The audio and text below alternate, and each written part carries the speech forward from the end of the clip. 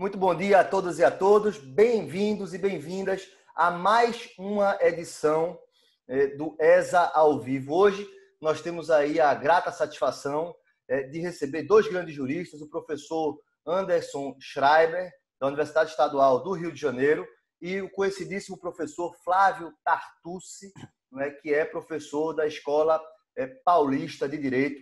Muito bom dia, professor Anderson. Muito bom dia, professor Flávio. Uma grande satisfação poder reencontrá-los aqui nesse ambiente. E eu queria, de logo, em nome do Conselho Federal da OAB e da ESA Nacional, agradecer a disponibilidade e a participação. Hoje trataremos de um tema de grande interesse, que são os impactos, os reflexos da pandemia nos contratos de consumo. Então, eu queria começar fazendo as perguntas sempre para ambos os professores, começando pelo professor Anderson, sobre a abrangência, tá, do inciso 5º do artigo 6º do Código de Proteção e Defesa do Consumidor. Pelo menos na letra, o Código de Defesa do Consumidor, ele abraça a noção de onerosidade excessiva. E aí teria de haver um desequilíbrio, tá, prejudicial ao consumidor, para que se abrisse a possibilidade da revisão. E tem muita gente aí, inclusive, defendendo que, em virtude de circunstâncias pessoais, então o cara perdeu o emprego, o sujeito teve uma queda no faturamento da sua empresa ou do seu negócio, ele teria de ter essa particularidade considerada no âmbito da relação de consumo, ou seja, o fornecedor teria que dar um desconto em virtude dessas circunstâncias. Então, eu queria ouvi-los a respeito inicialmente desse ponto. Muito bom dia, professor Anderson, tem a palavra. Bom dia, Rony. Primeiro, é um prazer enorme participar, te agradeço pelo convite. O trabalho que está sendo feito pela Escola Superior de Advocacia é admirável, então é um prazer participar aqui de todos os seus eventos e iniciativas, ainda mais com o Flávio Tartucci, que é um querido amigo e coautor também comigo de um Código Civil comentado, que na verdade foi bolado por ele, a ideia foi concebida por ele, e foi um prazer participar com ele, com José Fernando Simão, com Mário Delgado e com Marco Aurélio Bezerra de Mello desse projeto. Então, somos coautores, já discutimos vários dos temas que dizem respeito ao desequilíbrio contratual e será um prazer participar disso ao vivo para a gente discutir juntos.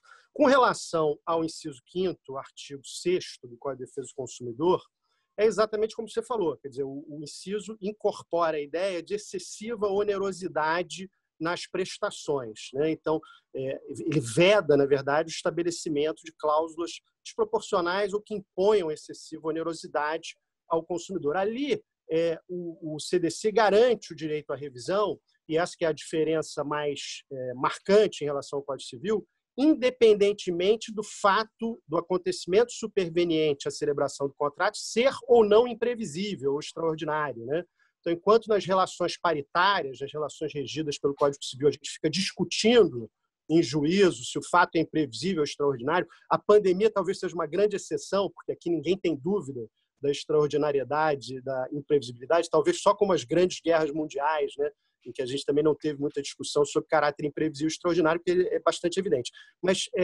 no CDC, o legislador dispensou esse requisito, tornando, digamos assim, mais objetiva a configuração da hipótese para a revisão, que é simplesmente excessiva onerosidade sobre o consumidor. Agora, a excessiva onerosidade, ela é justamente, como você mencionou, um aspecto de um desequilíbrio contratual, ou seja, a prestação que eu estou fornecendo, ela se torna economicamente desproporcional em relação a que eu estou recebendo. Então, é preciso que haja um desequilíbrio dentro do contrato. Essa é a ideia tradicional de onerosidade excessiva. Então, se uma pessoa é demitida do seu trabalho, por exemplo, ela não podia antes da pandemia e não pode hoje, tecnicamente, falar em excessiva onerosidade, porque não houve um desequilíbrio interno ao contrato dela. É ela que está sofrendo dificuldades econômicas e financeiras por fatores externos ao contrato dela. Claro que, na jurisprudência, os juízes muitas vezes se sensibilizam com a situação da pessoa que está em dificuldade, mas isso, tecnicamente, não é excessiva onerosidade. Tanto é assim que existia, e o Flávio provavelmente vai falar disso, porque ele foi uma das pessoas que tentou aprimorar esse dispositivo, mas existia uma previsão no projeto de lei, que hoje está na Câmara dos Deputados, que cria o regime emergencial e transitório de direito privado, que dava um desconto a locatários residenciais. Precisava desse dispositivo legal. Por que precisava desse dispositivo legal? Porque na locação residencial não tem um desequilíbrio. Você está pagando pelo imóvel aquilo que o imóvel vale no mercado. Os imóveis ainda não caíram, pode ser que caiam de valor e você tenha realmente desequilíbrio. Mas precisava de uma intervenção legislativa por isso. E só para fechar essa resposta e passar a bola para o Flávio, esse problema que você colocou das dificuldades subjetivas, das dificuldades pessoais dos devedores, dos contratantes, ele destaca um vácuo normativo no nosso sistema, um buraco que a gente tem no sistema, que é um buraco muito curioso, para mim até inconstitucional, que é o fato da gente, ao longo desses últimos anos, ter desenvolvido vários instrumentos interessantes para lidar com dificuldades econômicas externas ao contrato, no caso das pessoas jurídicas. Então, a gente tem recuperação extrajudicial de empresa, recuperação judicial de empresa, e todos esses instrumentos foram sempre construídos sob o argumento de que eles vinham para ajudar a empresa, porque, afinal de contas, a empresa tem empregados, e ela emprega, ela tem empregados, e, portanto, é preciso que haja esses instrumentos. Mas quando o empregado tem dificuldade financeira, a gente não tem no nosso sistema jurídico alguma solução para isso. A gente cai direto para a insolvência, que é o equivalente à falência das pessoas jurídicas. Então, esse é um problema do nosso sistema jurídico, talvez que esse momento de pandemia destaque um pouco essa falta de um instrumento jurídico dentro do sistema para isso. Na jurisprudência, sempre o juiz pode se sensibilizar, enfim, criar soluções casuísticas, mas em termos sistemáticos, é isso. Eu queria só aproveitar, agradecendo o professor Anderson, aproveitando essa sua fala, para convidar todos que nos assistem no IGTV da ESA Nacional, está aí uma palestra, uma live da professora Cláudia Lima Marques com o professor Roberto Pfeiffer, da USP, onde foi tratado justamente temas relacionados ao superendividamento e ao projeto que tramita na Câmara dos Deputados e que versa justamente sobre a solução para esse problema que foi por você agora apontado. Meu querido amigo Flávio, conheço Flávio há quase 20 anos, né? Poder reencontrá-lo ainda que à distância é uma satisfação muito grande. Obrigado aí pela presença, pelo prestígio, né, da sua fala. E eu queria ouvi-lo a respeito desse ponto que foi comentado pelo professor Anderson.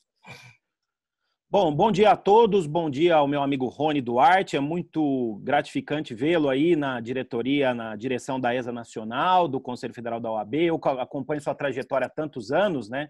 Lembro que nós fomos coautores em 2004 do Questões Controvertidas, volume 2, né? Coordenado pelo Mário Delgado, pelo Jones Figueiredo Alves. Na época, o Jones dizia que você era pupilo dele, né? O desembargador Jones dizia.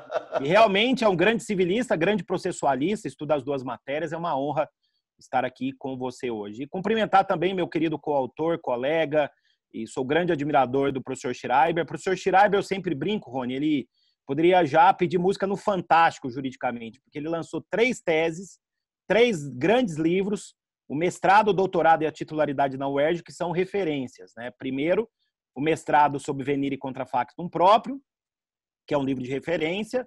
Depois, o doutorado sobre novos paradigmas da responsabilidade civil, que é outro livro também de referência. E, por fim, o seu livro sobre dever de negociar, né, que hoje orienta muito a solução dos problemas. E, nesse ponto, ele foi até predestinado, né, de antecipar o que nós estamos vivendo hoje.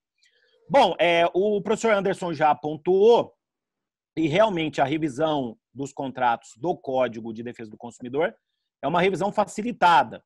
Ela não traz o elemento da imprevisibilidade para a parte contratante ou para o meio social. Existem interpretações diferentes sobre esse elemento da imprevisibilidade, como está no Código Civil, nos artigos 317 e 478. O Código de Defesa do Consumidor prevê, tão somente, um fato superveniente, um fato novo, somado à onerosidade excessiva.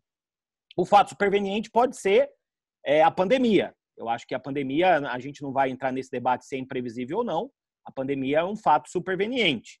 Se esse fato superveniente causou um desequilíbrio, uma onerosidade excessiva para o consumidor, então isso dá ensejo à revisão ou até, em último caso, à resolução do contrato, que também é retirada desse artigo 6º, inciso 5. Sobre a questão do debate de questões subjetivas para a revisão do contrato, eu quero dizer que eu acabo sempre fui doutrina minoritária, eu entendo que questões subjetivas podem motivar, dependendo do impacto para a onerosidade excessiva, podem motivar, sim, a revisão até de um contrato civil. E eu cito o próprio trabalho do Anderson. O Anderson, no seu trabalho sobre dever de negociar, ele diz que é preciso, na revisão do Código Civil, tirar um pouco o foco da análise da imprevisibilidade e passar essa análise mais para a onerosidade excessiva. Quer dizer, a onerosidade excessiva é que tem que ser o requisito primordial para que a revisão seja efetivada. Mas, muito bem, nesse nosso contexto, eu acho que aqui nós temos uma questão que envolve o ônus da prova. E aí eu tenho dúvidas, né? Cabe ao consumidor que é vulnerável da relação fazer a prova de que há uma onerosidade excessiva ou basta uma simples alegação? Eu gosto sempre de lembrar que o Código de Processo Civil, já o Código de Processo Civil de 73, foi alterado no final da sua vigência, e no novo Código de Processo Civil, me parece que é o artigo 332, o CPC traz alguns requisitos para a revisão dos contratos, né? Aliás, são requisitos que surgiram da jurisprudência do STJ. Vulnerabilidade das alegações, demonstração da parte controversa e da parte incontrovérsia da dívida e depósito dessa parte incontroversa pelo próprio autor da ação de revisão, né? A dúvida é se esses requisitos se aplicam ou não para a relação de consumo. Na relação civil não há dúvidas, né? Justamente pela dificuldade de prova que o consumidor pode ter.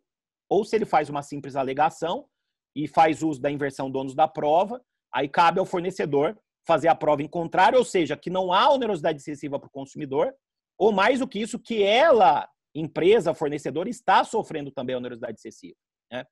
O Anderson sabe, eu tenho defendi isso no artigo que publiquei no Migalhas Contratuais. Nós temos uma live que nós fizemos, eu também defendi isso com o professor Tepedino em outra live, o professor Tepedino discordou de mim, mas eu acho que o que é primordial agora é que os agentes, fornecedores e consumidores abram as contas e mostrem a onerosidade excessiva, né? Até porque, repito, o CPC traz esses requisitos no 332, sob pena aí de inépcia. Agora, a minha dúvida realmente é se o consumidor, especialmente o consumidor, todo consumidor é vulnerável, né? Há uma presunção absoluta de vulnerabilidade. Mas o consumidor que é vulnerável e é hipossuficiente, se realmente ele precisa mostrar essa situação. Talvez não. É uma questão que eu tenho refletido de uns tempos para cá, né? Talvez a gente tenha aí a possibilidade de uma inversão do ônus da prova, né? Então, ele alega que está passando por uma situação de problemas econômicos, pede a inversão do ônus da prova com base no artigo 6º, inciso 8º, cabe ao fornecedor fazer uma prova que é uma prova diabólica ou ele provar, abrindo as contas, que ele também está passando por dificuldades. Essa é uma reflexão que eu tenho feito e vou dizer, Rony, o Anderson sabe que eu sou um civilista típico, eu sou um pessimista por concepção. As minhas lives com o professor Simão são altamente pessimistas, né? O professor Schreiber é um pouco mais otimista que eu. Ontem eu li um estudo feito com futurologistas americanos e europeus, mostrando 3 cenários possíveis se essa pandemia durar 1 ano e meio. E os 3 cenários são trágicos, né? Um cenário é chamado de pirâmide, com uma concentração financeira absurda e grande colapso social. A outra solução é chamada Leviatã, que é também de alta intervenção estatal, né? Acho que essa possivelmente é a que a gente terá no Brasil. E a outra solução é chamada, jardim comunitário, algo no sentido que seria uma volta ao período medieval, misturado aí com políticas comunitárias, né? Então, assim, o panorama é ruim. Eu acho que a gente só está começando essa crise, e o que a gente tem que evitar, e acho que esse é um outro tema que a gente pode debater, é uma moratória. A gente tem que procurar soluções intermediárias, uma moratória ampla e restrita tanto de um lado quanto de outro devem ser evitadas, mas o consumidor tem essa vantagem nas relações de consumo, na minha opinião, para propiciar a revisão dos contratos. Obrigado, professor Flávio. Eu queria só agora, eu vou continuar com você e depois a mesma pergunta vai ser respondida pelo professor Anderson. Eu queria só começar fazendo também uma observação. O novo CPC, no parágrafo único, no parágrafo 1º do artigo 373, ele permite a inversão, a distribuição dinâmica do ônus da prova. Então, essa realidade, dependendo das circunstâncias, mesmo nas relações cíveis, né, pode se dar essa inversão. Agora, eu queria, professor Flávio, que você explicasse um pouquinho melhor o que vem a ser onerosidade excessiva, porque o que é que você falou? Você disse que pode haver a inversão do ônus da prova, mas, a princípio, a disparidade ela é objetiva. Então, eu estou falando da economia interna do contrato, houve ali uma contratação, o valor inicialmente ajustado é de X, e onde é que se verificaria essa desproporção? E uma outra indagação também, já na sequência, é o seguinte, você falou, não, vai inverter o ônus da prova, né? E o fornecedor vai ser obrigado a abrir suas contas, tá? E isso gera, potencialmente, talvez, né, um problema até de natureza concorrencial. O processo é público e não é interessante para os fornecedores abrir, escancarar as suas contas em processos públicos. Então, eu queria que essa particularidade também fosse objeto de comentário, começando pelo professor Flávio Tartucci. Bom, Rony, essa sua última pontuação, usando as 3 realidades pregadas pelo professor Simão, realidade A, que é a realidade que acabou, o mundo que acabou e que nossa geração não vai ver mais, aquele mundo de abundância, de proteção, de tutela excessiva, acabou para nós em março de 2020. A realidade B, que é a realidade pandêmica, que a gente não sabe até quanto vai durar, pode ser que tenhamos uma segunda onda mais avassaladora do que foi a primeira onda, como acontece com as pandemias, basta ler um pouco sobre a gripe espanhola. E eu acho que essa pandemia é pior do que a gripe espanhola, pelo que eu li, né? Ela pode ser menos mortal, mas ela é mais devastadora do que a gripe espanhola. E a realidade C que vem depois, né? Essa solução que eu estou dizendo de abrir as contas é a solução para a realidade B, que é uma realidade de escolhas trágicas. Infelizmente, é uma realidade de escolhas trágicas, né? Porque teremos problemas, mas, como acontece, por exemplo, com a dívida de alimentos, né? Tivemos que fazer uma escolha trágica de afastar, no momento, a prisão civil em regime fechado do devedor. Então, eu acho que, realmente, nós estamos numa realidade que, para qual lugar a gente vá, a gente terá alguma lesão, algum direito, né? A própria privacidade, infelizmente, é algo que já está sendo colocado em xeque e será colocado em xeque a privacidade da pessoa natural e, por óbvio, da pessoa jurídica. Me permita só uma parte para você complementar, Flávio, que também há uma dificuldade de ordem técnica. A maioria dessas discussões vão ser levadas a cabo nos juizados especiais. O procedimento da Lei 9.099 não admite a produção de prova pericial. Então, isso também seria um dificultador dessa abertura de contas. Sim, mas aí o advogado tem que estar atento com essa questão, se ele vai usar essa estratégia e entrar com uma ação no procedimento comum, né? Fugindo do juizado especial, uma questão de estratégia. Uma questão de estratégia de ônus e de consequência para quem não pode provar dentro do processo. Eventualmente, a empresa, vamos pensar um estabelecimento de ensino, né? Porque eu vou dizer, Rony, no que eu estou vendo aqui, fazendo uma observação de pesquisa jurisprudencial, o primeiro ramo mais atingido com a pandemia é a locação. E o próximo, pela intransigência das escolas, é o educacional. Haverá uma grande judicialização, em regra, por intransigência dos estabelecimentos de ensino que não querem prestar serviço. Isso vai ser uma quantidade absurda de demandas, mas a gente chega lá. Uhum. Sobre a sua primeira questão, sobre a análise da onerosidade excessiva, e aí eu vou colocar essa análise não só centrada na onerosidade excessiva, mas no binômio onerosidade excessiva e imprevisibilidade.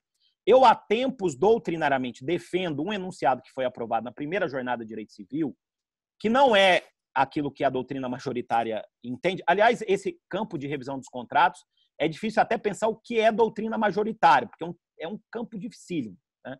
Talvez o Anderson, que tenha feito um estudo mais aprofundado que o meu, consiga apontar o que é majoritário no Brasil. Mas o enunciado 17, ele traz uma análise do que seja imprevisibilidade levando-se em conta os resultados para a parte, né? Então, o enunciado diz o seguinte: a interpretação da expressão motivos imprevisíveis, constante do artigo 317 do Código Civil, deve abarcar tanto causas de desproporção não previsíveis, como também causas previsíveis, mas de resultados imprevisíveis para o contratante. E nós estamos falando de uma interpretação para a relação civil, né? Essa interpretação serve muito mais para relação de consumo. O que eu entendo, e justamente volta aí para uma questão de análise subjetiva, que a onerosidade excessiva ela não deve ser interpretada só isoladamente naquele contrato, mas ela tem que ser levada em conta o potencial econômico do contratante. E se aquilo que ocorreu gerou um resultado imprevisível para ele, quer dizer, um impacto financeiro para ele. Então, acho, mais uma vez, que isso tem que ser considerado nessa nossa nova realidade, que eu chamo mais uma vez de realidade B, e muito mais na realidade C. E só uma última nota. O projeto de lei 1179, aliás, diz, lá no artigo 7º, me parece que no parágrafo 2º, que a lei emergencial não atinge o CDC. Que essa lei emergencial para a realidade B não atinge o CDC. Quer dizer, nós temos um sistema revisional próprio que não vai ser atingido por essa lei emergencial, que eu espero que venha o mais rápido possível. E só uma nota, também não atinge o CDC a Lei de Liberdade Econômica, que também é um argumento, né, de muitos que pretendem o reforço da força vinculativa dos contratos, que resulta expressamente de alguns dispositivos. Por favor, professor, antes eu queria lhe ouvir a respeito desse ponto que foi tratado pelo professor Flávio. Obrigado, Rony. Eu quero, em primeiro lugar, agradecer ao Flávio pelo elogio aí, pedir música no Fantástico aí das 3 teses. Eu, obviamente, preferia não ter antecipado tanto a ideia do dever de renegociar. Acho que obviamente, nem eu imaginava que a gente chegaria nesse cenário, mas eu fico feliz não só pelo carinho do Flávio, mas também pelo fato de que eu acho, e a gente vai chegar nesse ponto, que o dever de renegociar pode ajudar muitas pessoas nesse momento, né? Isso é o que eu acho mais importante. Sobre o pessimismo e o otimismo, quero dizer ao Flávio que eu não sou nem otimista nem pessimista. Estou com o Ariano Suassuna, né? O Ariano Suassuna dizer que os otimistas são ingênuos e os pessimistas vivem uma vida difícil, né? E ele se definia como um realista esperançoso. Eu sou um otimista. Realista esperançoso. Eu vejo a realidade, mas eu tenho esperança de que as coisas possam ser melhores do que às vezes parece que elas serão. E com relação ao ponto da pergunta, né, sobre ônus da prova, etc., eu acho que o CDC ele já assegura, como o Flávio colocou, os instrumentos, seja de inversão do ônus da prova em defesa do consumidor, seja por meio do CPC que acolheu, que alguns processualistas equivocadamente traduziram como carga dinâmica da prova, né, da expressão espanhola, que é carga da prova. Carga de la prueba na verdade, o ônus da prova, né? Então, é um ônus dinâmico da prova, de maneira que eu acho que o juiz tem instrumentos aí para inverter, sim, quando ele achar que é importante. Com relação à abertura das contas, eu confesso a vocês que eu tenho muita preocupação, porque eu acho que, ao abrir contas, eu acho que não é tanto pela questão concorrencial, tá, Rony? Porque eu, sinceramente, acho que a abertura de contas pode se dar de uma forma que não revele estratégias, segredos industriais. Eu acho que esse é um pouco um argumento de defesa, um pouco esticado por fornecedores em geral, quando não querem abrir suas contas. Agora, eu acho que, de fato, eles têm direito a não abrir as contas, porque o objeto da demanda não é uma gestão de todas as relações econômicas, nem do consumidor, nem do fornecedor. O objeto da demanda é a revisão daquele contrato. Então, eu tenho alguma preocupação com... Eu acho, como Flávio, a gente já concordou nisso algumas vezes, em outras ocasiões, eu acho, como Flávio, que a gente está saindo, talvez, essa pandemia provoque uma saída de um período de liberalismo excessivo que vinha se exacerbando, a própria lei da liberdade econômica, ela um pouco vem nessa toada de criar um certo retorno ao liberalismo exacerbado, e a gente vai ter um pouco mais de intervencionismo estatal. Mas justamente para a gente não incorrer nos equívocos do passado, do excesso de intervenção estatal, a gente precisa ter parâmetros seguros. Eu acho que isso é o mais importante. Então, quando a gente envereda por um caminho de permitir ao juiz que exija abertura de contas, analise as contas em geral daquele fornecedor, para então decidir qual é a solução para a revisão daquele contrato, eu acho que a gente coloca nas mãos do juiz uma questão que, no fundo, é de política econômica, que devia ser definida democraticamente. Ou seja, se a gente quer controlar o lucro, por exemplo, ou tetar o lucro, essa é uma discussão incendiária que a gente pode ter, que a gente já teve em outros momentos históricos, e que talvez tenha que ser feita realmente no seio do Congresso Nacional, cada vez menos prestigiado o Congresso Nacional, mas que é talvez o que está segurando a nossa sociedade de pé institucionalmente nesse momento. Então, eu acho que é importante a gente ter cautela com essa coisa da abertura de contas, não por questões concorrenciais. Eu acho que é possível, a gente vê isso em arbitragens o tempo todo. Tem sempre o argumento, não posso abrir isso porque isso é confidencial. A Lei de Acesso à Informação Pública também fez isso no âmbito da administração. É sempre possível você apresentar a informação suprimindo certas parcelas dessa informação, que são parcelas que realmente comprometem concorrencialmente aquele sujeito.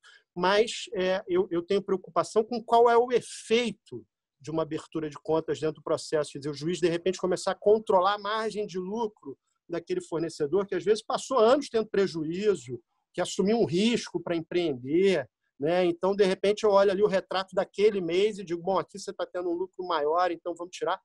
E acho também que, nesse sentido, o consumidor tem iguais condições de fazer. Quer dizer, acho que aí a situação do fornecedor e do consumidor é igual. O consumidor também pode abrir suas contas e se a gente for enveredar por esse caminho, acho que a gente teria que ter um tratamento, de certa forma, igualitário, não porque o consumidor seja igual ao fornecedor, mas porque, como o pedido é a revisão do contrato, quem tem que mostrar a excessiva onerosidade é o autor. Claro que o juiz pode inverter, mas, como o Flávio colocou, cria uma prova um pouco diabólica para o fornecedor dizer por que está desequilibrado.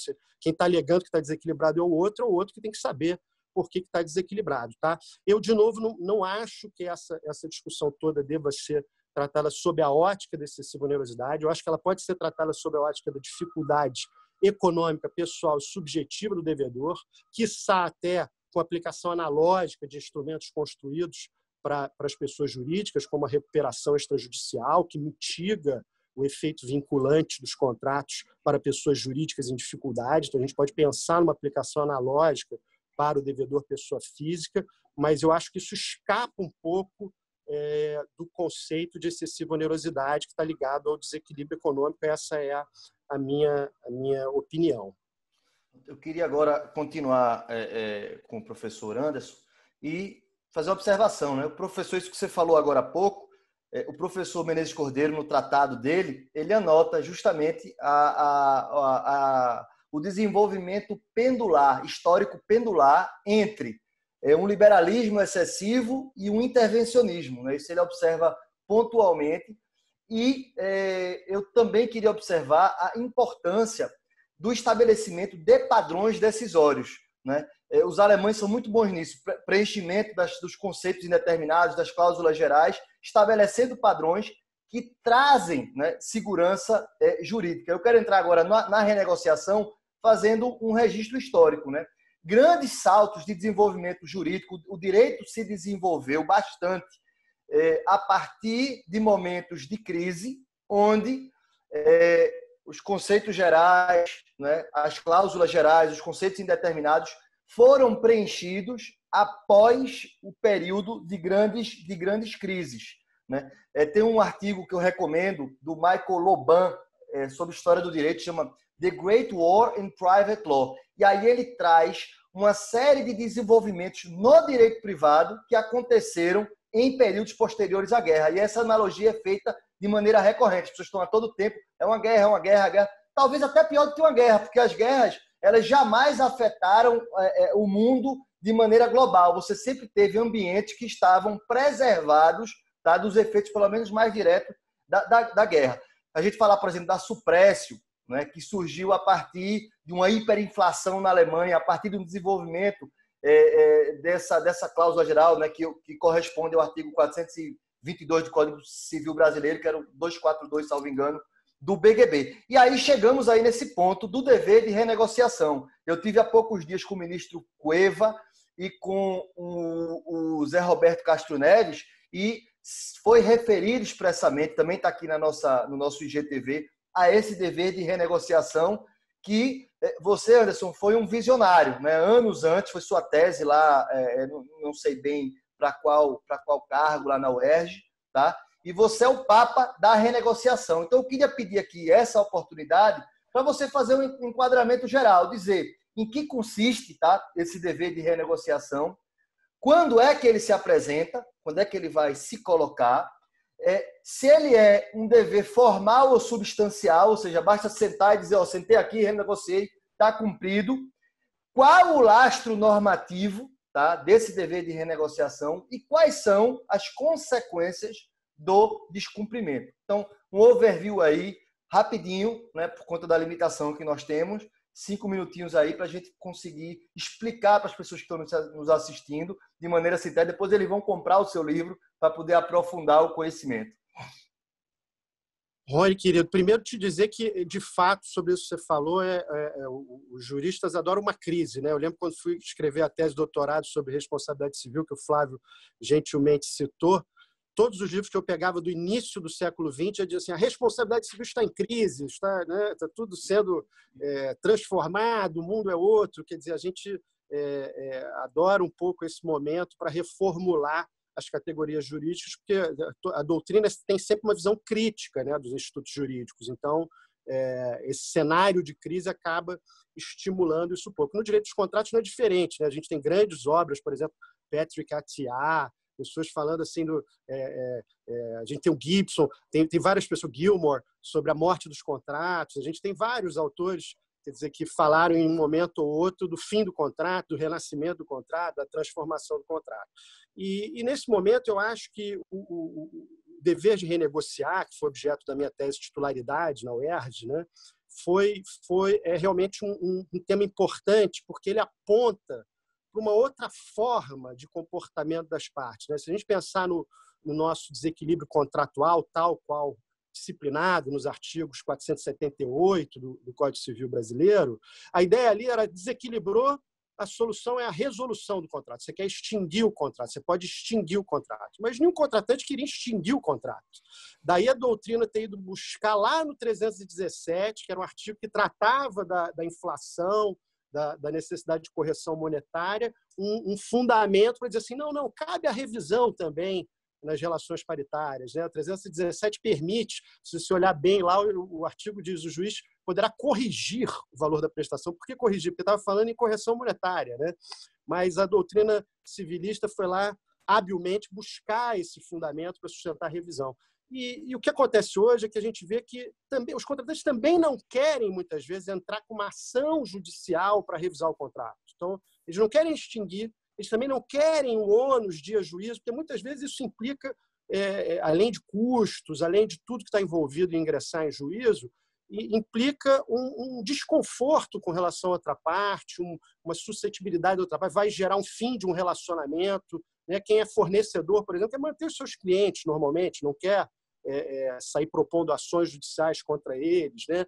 E assim, mais ainda no consumidor, que sofre muito mais o ônus de ter que ingressar em juízo, que é uma arena onde ele não é um sujeito, um personagem frequente. Então, o dever de renegociar, na minha visão, ele dá um terceiro passo nisso. O que é o dever de renegociar?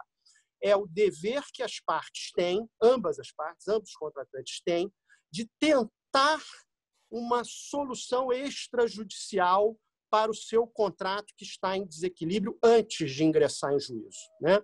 Várias normas de direito internacional, por exemplo, já prevêem isso, né? Eu cito, por exemplo, os princípios do UNIDROIT, no artigo 611, que já dizem que, diante do desequilíbrio, o contratante que sofre o desequilíbrio tem que avisar prontamente o outro contratante para iniciarem tratativas, para tentar renegociar o contrato. O Código Civil da República Tcheca, o Código Civil da Romênia, que são códigos civis mais recentes, também prevêem essa ideia de um dever de renegociar. Então, isso se aplica a ambos os contratantes. Isso é especialmente importante na realidade brasileira, porque o que a gente vê é o seguinte, na prática judicial, como advogados, o que a gente vê na realidade brasileira?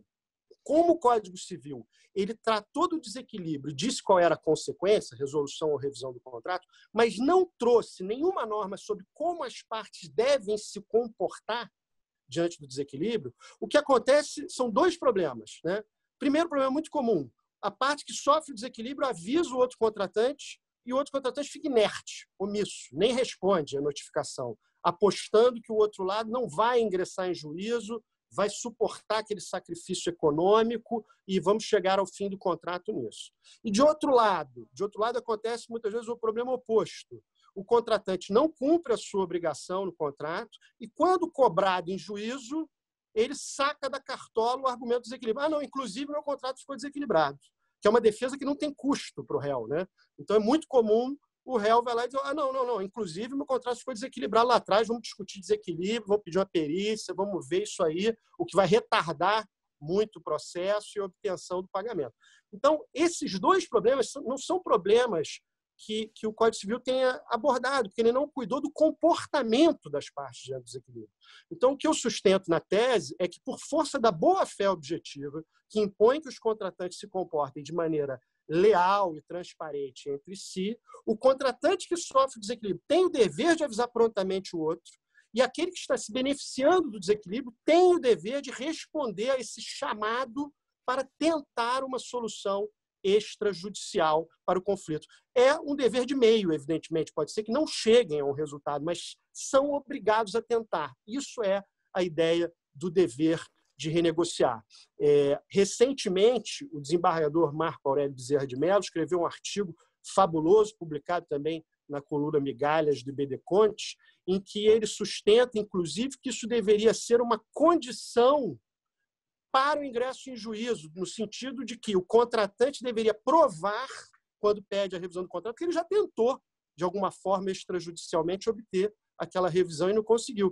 E ele sustenta que, nessa hipótese, o juiz poderia suspender o processo para que ele traga prova disso, o que casa muito processualmente com a ideia de pretensão resistida, né? Se eu entro em juízo e eu não tentei a renegociação antes, talvez eu nem tenha uma pretensão resistida. Então, esse já é um tema mais polêmico, é um desenvolvimento dessa ideia, mas é muito interessante ver que a doutrina tem abraçado essa ideia de dever de negociar.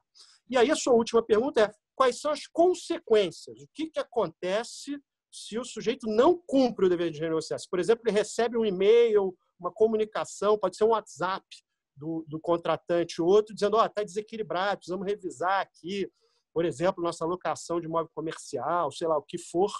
Você manda uma mensagem, o outro não responde, o outro silencia, nada diz. Né? Qual é a consequência disso? Em alguns ordenamentos, aí a gente vai para a experiência estrangeira, né? Porque o Brasil não tem, de novo, norma a respeito, então, obviamente, não regulou a consequência do descumprimento do dever de negociar.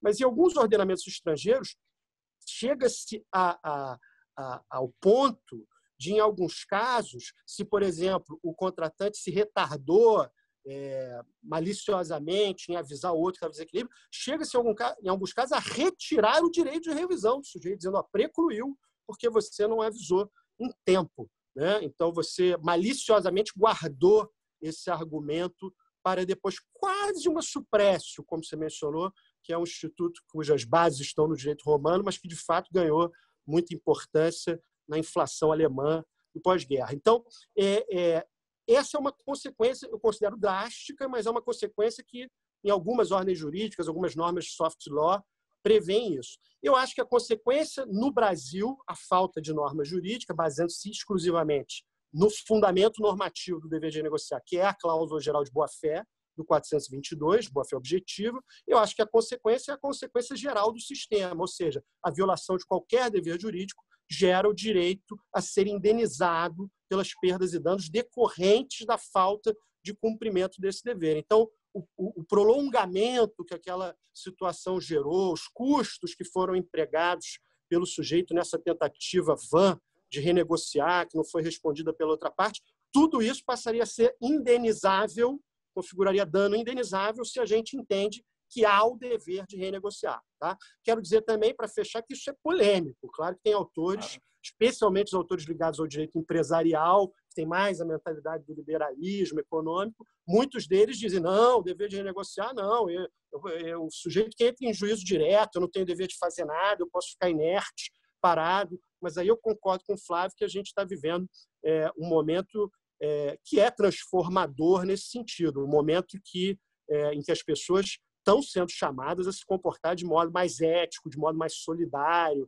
O oportunismo nessa crise tem sido duramente rechaçado, inclusive pelo Poder Judiciário. Então, quando o Poder Judiciário vê que um dos contratantes está sendo intransigente, não está admitindo a renegociação diante de um desequilíbrio, o Poder Judiciário tem sido bem duro nas soluções, e acho que tem que ser mesmo, porque, de novo, o momento é um momento de... pelo menos essa é a nossa esperança, né, para voltar ao realismo esperançoso, é um momento em que essa solidariedade contratual tem que vir, é uma expressão que o Márcio Bianchi utiliza muito, essa solidariedade contratual tem que ser exaltada, ela tem que vir com intensidade. Esse é o momento, não é o momento mais do culto à liberdade. Agora a gente precisa realmente de solidariedade contratual.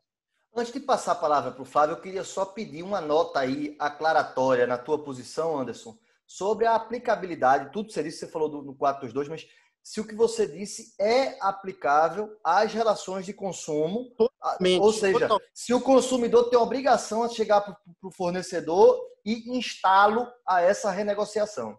Se o contrato dele entrou em desequilíbrio, ele precisa avisar o fornecedor e não simplesmente deixar de cumprir o contrato, esperar que o fornecedor o acione em juízo.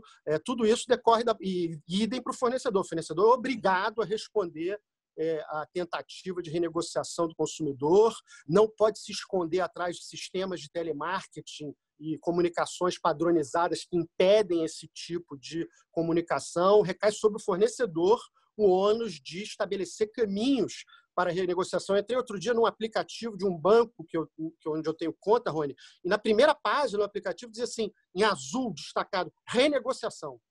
Achei interessante isso. Falei exatamente isso. Quer dizer, renegociação de dívidas com o banco. Já tem um botão no aplicativo para que você clique ali e busque a renegociação. Então, esse é o tipo de postura que se espera. E por que isso se aplica às relações de consumo? Porque isso deriva, na verdade, da boa-fé objetiva, que se aplica expressamente, está no CDC, e também, 422, residualmente, também se aplica como princípio, como cláusula geral, às relações de consumo. E, de modo menos imediato, isso deriva, a rigor, da solidariedade social prevista no artigo 3º da Constituição da República. Ou seja, todos nós, de alguma maneira, especialmente nesse momento em que o judiciário está funcionando de uma forma emergencial ali, com suas dificuldades, nós temos obrigação de não litigar de cara com outra pessoa, de não levar o conflito diretamente para o judiciário. Nós temos uma obrigação de tentar renegociar as nossas relações contratuais se a gente acha que isso, de alguma maneira, deve dar ensejo a um direito à revisão ou à resolução do contrato. Então, eu acho que, no fundo, isso é uma coisa mais geral, é uma coisa até de, olha, não vou te surpreender com um ingresso em juízo sem antes a gente tentar uma solução judicial. Claro que muita gente diz, isso é moral, isso é ético. Eu acho que não, acho que isso é jurídico, é o que eu defendo na minha tese, chama Equilíbrio Contratual e Dever de Renegociar, foi publicada pela editora Saraiva, é o que eu defendo ali, com base em doutrina estrangeira vastíssima e fundamentos outros que sustentam isso. Então, essa é a minha visão dessa questão. Ok, obrigado, Anderson. Flávio, temos aí 7 minutos, porque precisamos nos despedir, com 10 minutos a live do Instagram vai cair. Ok. Bom, vou fazer aqui um apanhado geral do que foi dito até aqui, até voltar para mim. Primeiro que é difícil a gente viver a época de crise como essa, né? É o maior desafio que a nossa geração já passou e passará, né?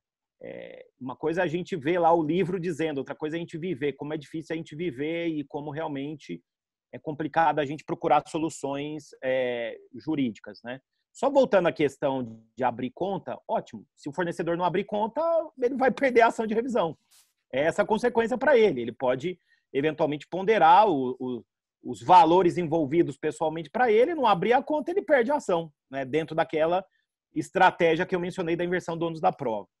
Bom, indo para o dever de negociar, o desembargador Marco Aurélio Bezerra de Mello fez uma proposta legislativa e eu fiz sugestão para essa proposta, é uma proposta de emenda dentro do projeto de lei 1179 de 2020, e eu já atuei no Senado auxiliando o professor Otávio Luiz Rodrigues, e que foi lá digamos assim, o maestro dos juristas para a atuação desse projeto no Senado, mas eu acho agora com um projeto na Câmara dos Deputados, primeiro que ele tem que avançar o mais rápido possível, né? Porque nós precisamos dessa lei emergencial. E dentro desse projeto, eu acho que faltam duas coisas. Primeiro, uma regra de locação, né? Porque realmente existe uma grande judicialização e precisamos de uma regra com parâmetro de moratória, e acho que a gente precisava ter, para que não haja dúvidas, um dispositivo tratando do dever de negociar, né? Então, o desembargador Marco Aurélio Bezerra de Mello, ele ouviu alguns colegas, inclusive acho que o professor Anderson também, e a gente chegou num texto em comum de um parágrafo único, ou um parágrafo único para o artigo 6º, que é o artigo no projeto que trata de caso fortuito e força maior, ou um novo parágrafo do artigo 7º, com a seguinte redação, mais ou menos, né, que para fins deste capítulo, o ajuizamento de demandas revisionais dependerá da demonstração de prévia tentativa de renegociação do contrato por qualquer meio, seja judicial ou extrajudicial, sob pena de resolução da ação sem análise de mérito, sem análise do mérito. Quer dizer, faltou interesse, faltou o interesse formado pelo binômio necessidade e adequação, aí alguns falam em trinômio, né, utilidade. Então, faltou o interesse e, portanto, a ação será julgada extinta sem resolução do mérito. É uma proposta realmente vai numa linha até dura, como apontado pelo professor Schreiber. Acho que a gente precisaria de um texto legal tratando disso. E, claro, é uma proposta apenas para o regime transitório da pandemia, né? Porque o projeto 1179 traz soluções transitórias, não traz nenhuma mudança do Código Civil. Então, para os tempos de pandemia, que pelo projeto, esse período de crise vai até outubro, final de outubro desse ano. Obviamente, se a gente tiver uma outra onda da Covid, o que pode acontecer, pode ser que a nossa crise prolongue, né? E talvez depois a gente debater um outro projeto de lei para que esse dever de negociar com essa extensão ou com outra extensão seja colocado numa lei específica. Você me dá uma parte de um segundo, Flávio, só para uma sugestão, já que está tratando desse projeto. Nós temos hoje, obrigatoriamente, a audiência do 334. Então, seria, eu acho, um auxílio ao Poder Judiciário se, em havendo essa renegociação prévia, ficasse dispensada a realização dessa audiência do 334. Com isso, ganhariam as partes, porque o processo agilizaria, e o Judiciário com a economia de um ato processual. Era só essa sugestão. Mas você acha que não seria interessante manter também essa... duas renegociações para tratar do mesmo tema? Será que vai conseguir lá na frente? Entendeu? Rony, eu acho o seguinte, a audiência 334, assim, ela funciona quando a gente tem uma participação ativa de um terceiro em prol da renegociação, né? O representante do Poder Judiciário, vamos chamar assim, pode ser, enfim... Isso mesmo, é o que eu penso. É o mediador. Pois é, ele é um outro tipo de etapa. Eu até acho que ela é maltratada na prática brasileira, essa audiência, porque às vezes ela é feita sem um impacto real, sem uma real intenção, mas eu acho que são etapas diferentes. Eu também acho. Eu acho que uma coisa não prejudica a outra. Então, essa é a ideia. Outra coisa que foi dito pelo Anderson, perdão.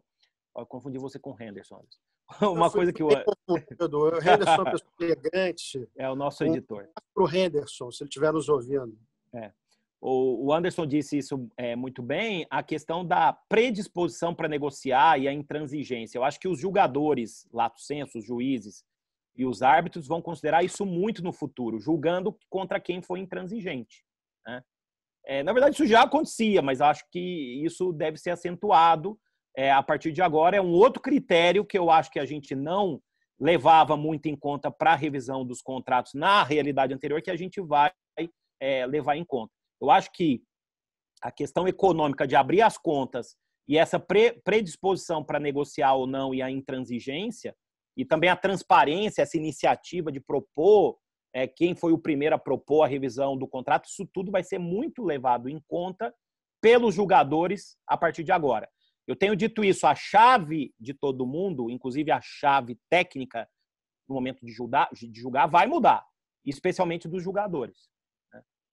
Obrigado, Flávio. E uma solução possível, só a gente assim caminhando para o final, para quem não desejar abrir radicalmente as contas ou até produzir uma prova num ambiente onde a perícia não é possível, poderia ser a apresentação de um relatório de auditoria por uma empresa idônea, né? Obviamente uma empresa que tivesse gozasse de boa reputação no mercado, porque o fundamental a ser provado é a ausência de variação positiva ou mesmo uma variação negativa na economia do contrato. Então, isso poderia ser uma solução. Agora, eu, pessoalmente, eu tenho muito medo dessa abertura, dessa ausência de parâmetros decisórios claros, porque os juízes, apesar de terem muito boa vontade, eles não são bons leitores do cenário macroeconômico. Então, muitas vezes não se percebe quais são os desdobramentos da multiplicação de um determinado entendimento.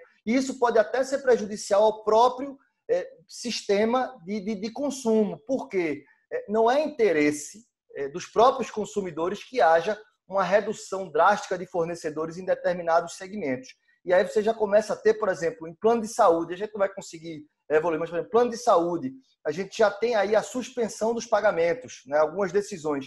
Se isso se generaliza, como é que financeiramente o sistema vai conseguir se oxigenar?